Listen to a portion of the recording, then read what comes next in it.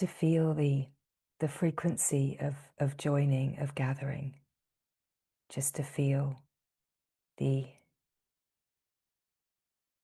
one heart, the one heart that knows the stillness, the silence, the field of presence that we share, where there is intimacy and compassion and care, where there is kindness, and where it's all absolutely natural to be together in the one heart, where there's no division.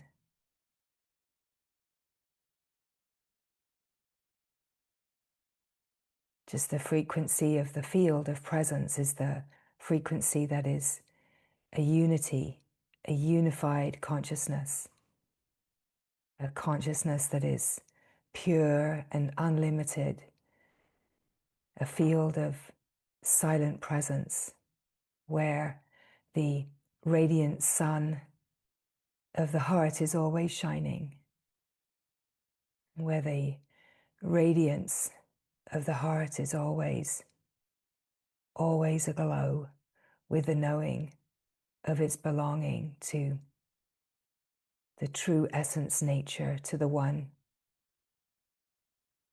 We can make this seeming spiritual journey and unfolding very complicated. We can make it seem very complicated, like a big thing that we have to achieve, and we can bring a lot of austerity and ideas that we have to work hard and we have to give up this and do it this way and this is the right way, and it can be a major stress of the life, just trying to work out how to do it right, how to get it right, how to be holy, how to be sacred, right?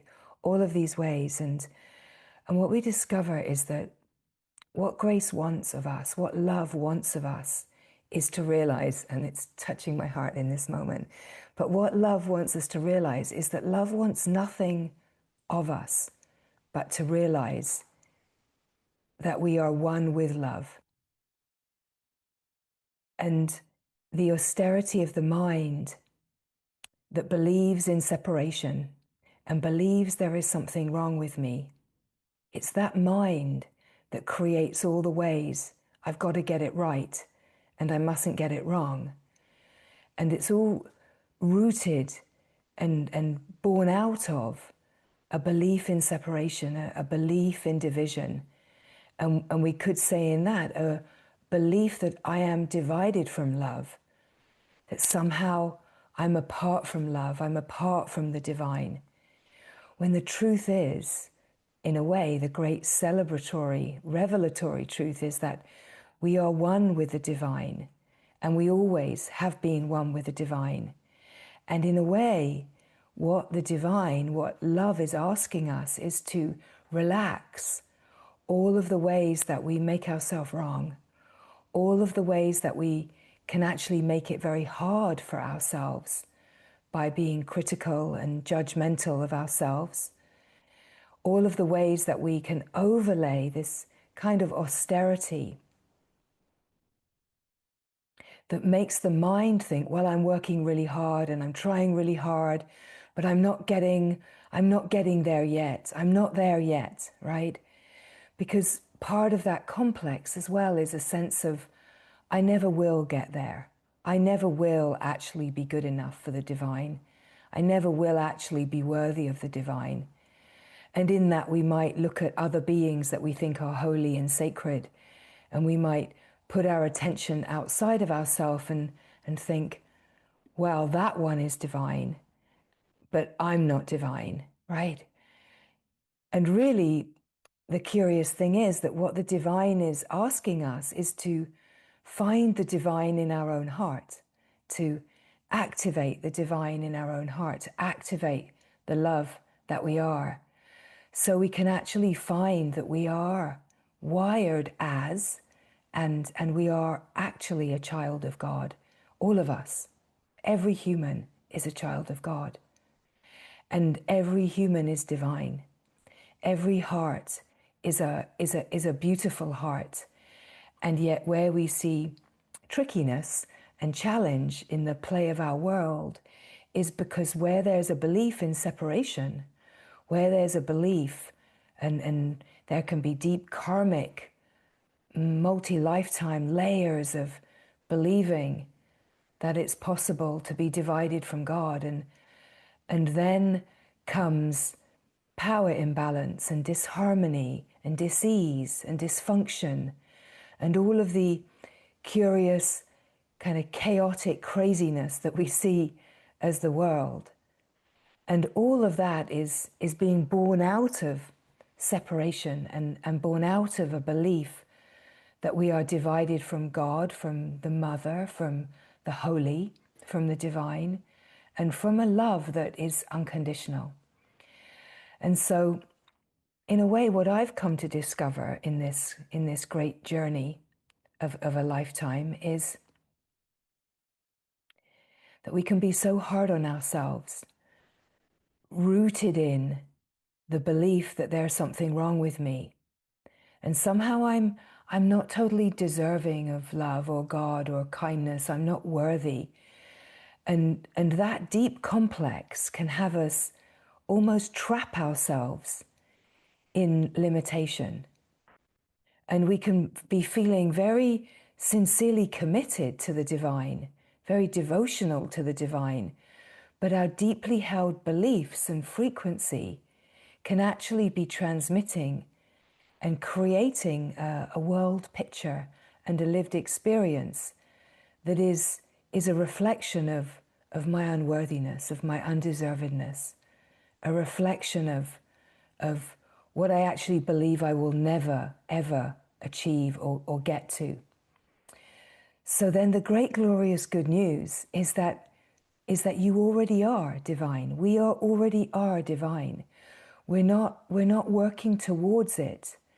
We're being invited to discover that divine spark in our heart.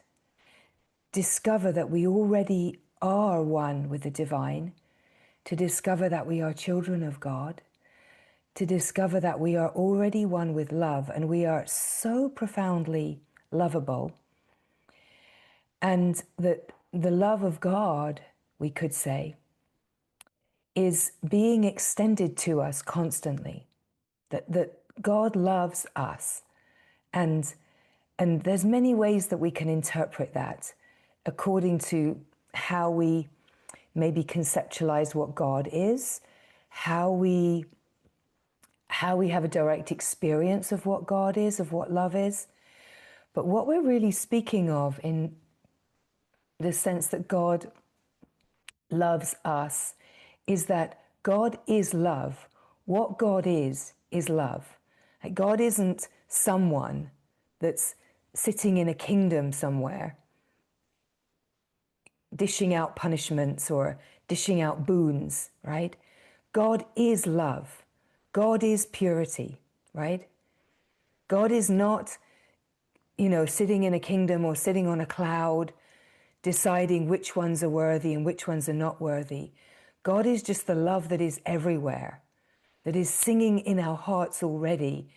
And this is a magical thing, is that the love of God is already singing in our hearts. And it feels like, I love God. I love love. I love being in this spiritual journey. I love, and I'm committed to freedom and awakening, and I'm committed, and I love the Divine Mother, however it comes, right? I love this magical unfolding to know my true nature. And the thing is that love that we feel like I love God is exactly the same as God loves me. Because the love of God is omnipresent, and the love of God isn't judgmental and punishing as we can sometimes have the feeling, but the love of God is actually always unconditional, and it actually always has been unconditional. And in a way, it's our division from God, from love, that has caused us to feel like God doesn't love us. And we could say, well, does that mean, well, then I haven't been loving God? And we could say, well, yeah, maybe. Or we could be kind of loving God, but kind of thinking, yeah, but you're punishing me, God, or you've put me in this terrible world, or you've birthed me into this family that feels really complicated, or, right? We could have all of these feelings of like, well, if you really loved me, God, like, why did you put me here on this crazy earth plane?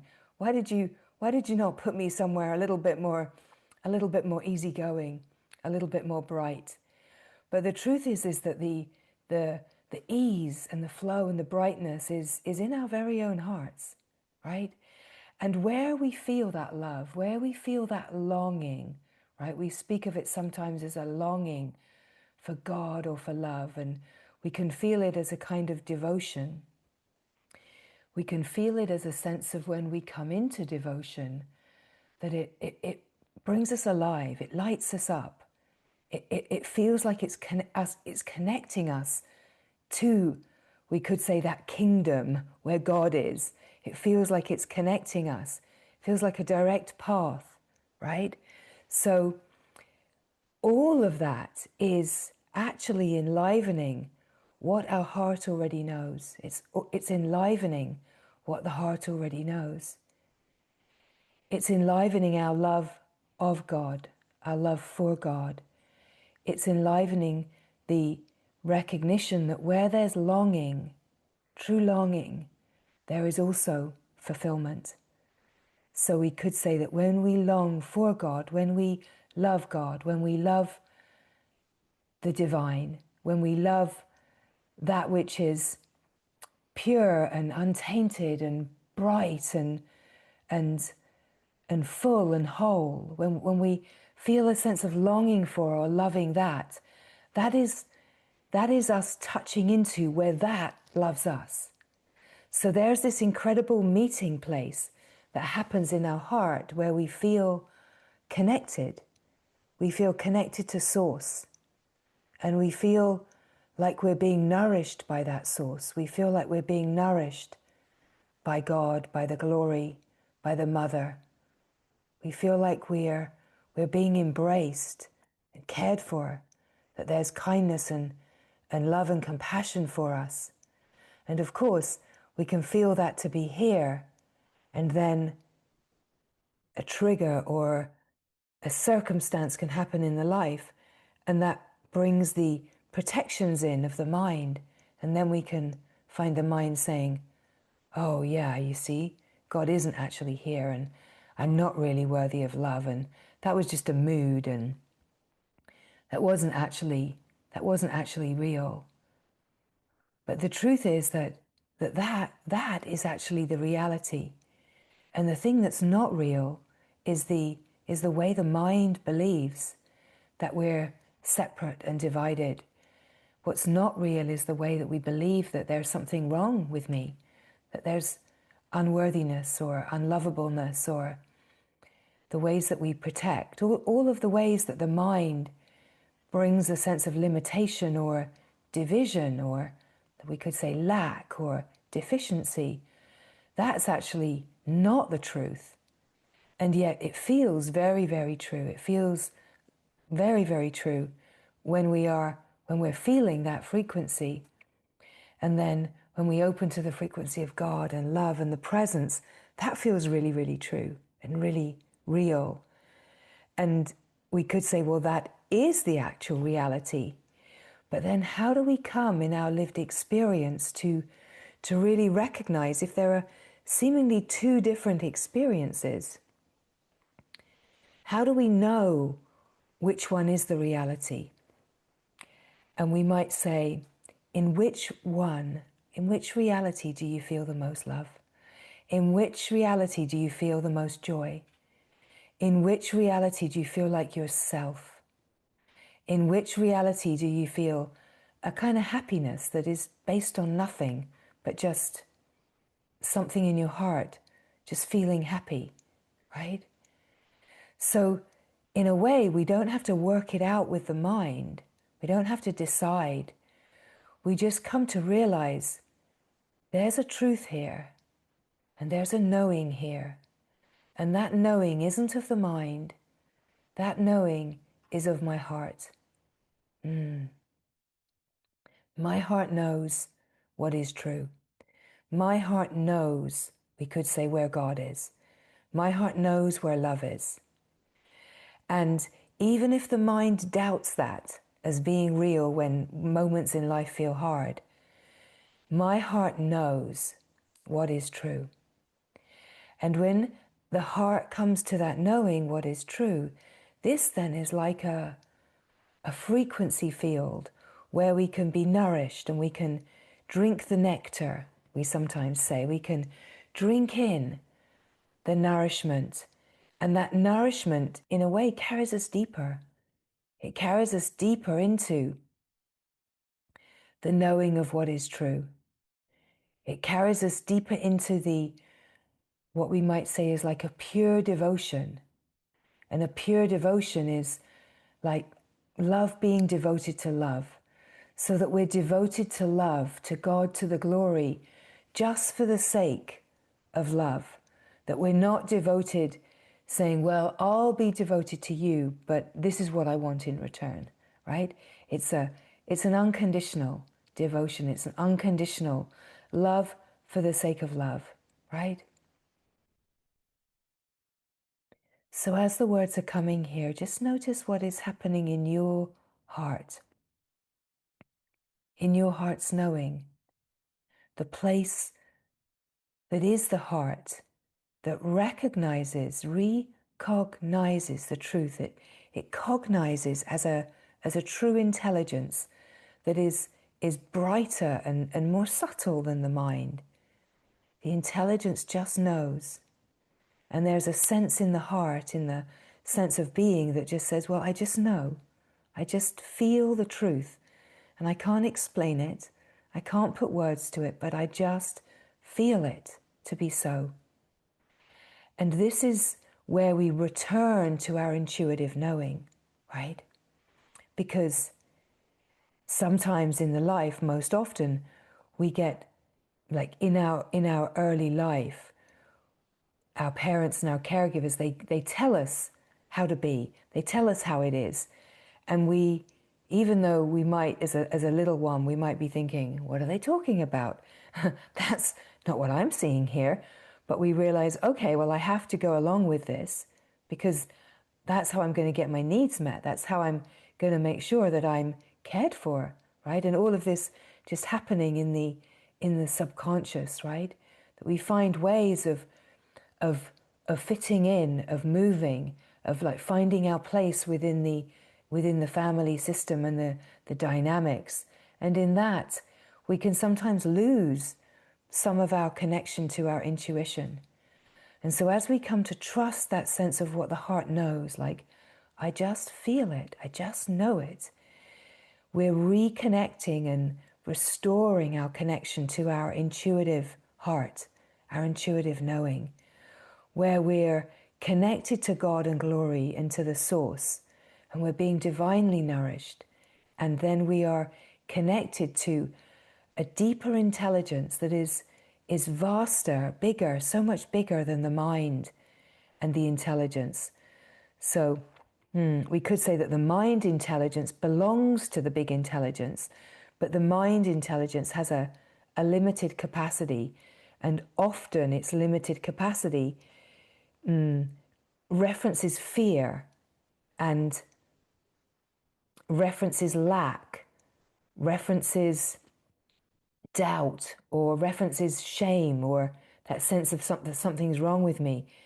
That the limited mind references things that are limiting.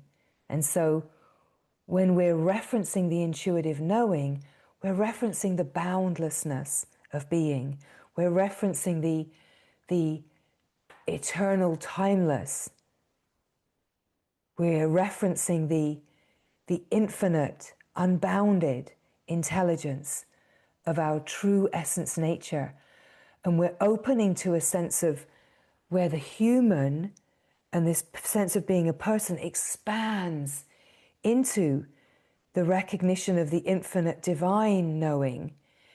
And yet we don't lose the sense of the unique one that we are, but we start being nourished by like a deeper, more clear flowing wellspring. We start being nourished by the source, and we start being nourished by our intuitive knowing, being aligned with source. And we come to an awakeness, not through technique or practice, but through recognizing as the intelligence just what we belong to. And we recognize this in a frequency field of love and care and compassion, not in a frequency field of austerity and you have to do this and you have to do that and don't get it wrong and have you been doing this enough, and all of that atmosphere of feeling like, am I ever going to get there? am I ever going to get to the top of the divine mountain? Or will I keep feeling like I'm being kicked back down the hill and just rolling around in the mud?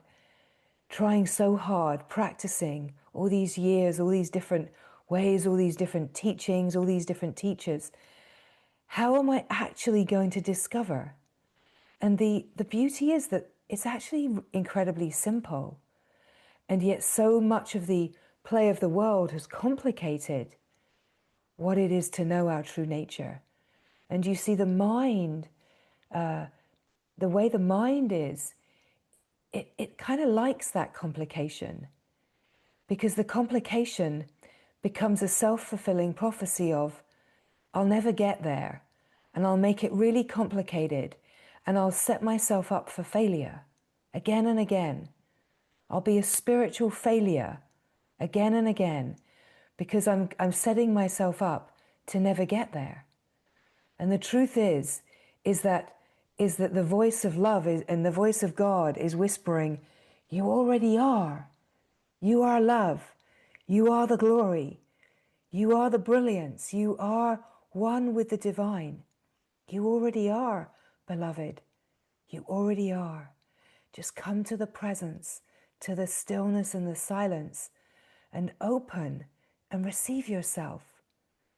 And allow the one that you have believed yourself to be, that is constantly in self-judgment and self-criticism and always trying to fix and change and try harder, let that one be embraced by love. Instead of putting more limitations and an austerity upon that one, let's embrace that one. Let's hold this one that has tried so hard. Let's hold the one that has tried so hard in love, in care.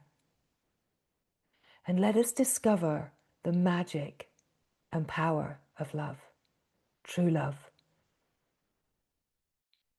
Let us discover the magic and power of what it is to allow ourselves to be truly, truly met in a field of love, to be truly loved and seen, to be truly held and included, to be truly embraced, just as you are, and not needing to prove yourself, not needing to show up this way or that way, get it right, try hard enough, prove yourself, but just to realize how it feels to be in an agendaless, unconditional field of love and care.